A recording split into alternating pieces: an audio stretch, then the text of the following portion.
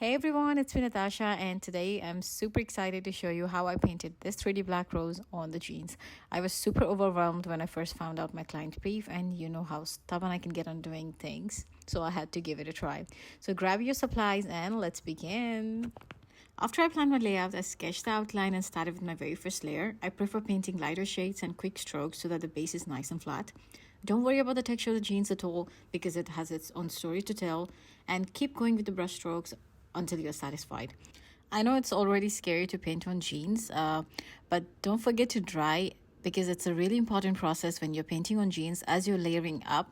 It's really important that the first layer is dry and then you add another layer so that the paint stays for a really long time and it does not really affect when you wash it.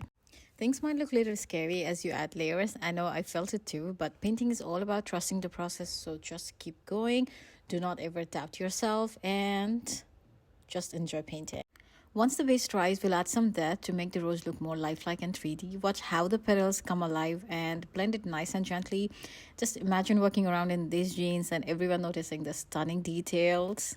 So when we say stunning details, the water droplets was quite scary, which I started with small white dots on the petals. I used the photo as the reference for the shadow and the highlights, and I wanted my art to feel lifelike, so I added highlights at the top of each droplet. I know it's a tiny water droplet, but I love the tiniest detail, and that's what makes a difference.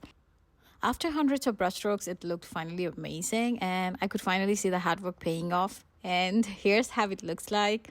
Drum rolls, please. That'll be all for today. I'll see you guys again with new ideas and challenges next week. Thank you and happy painting.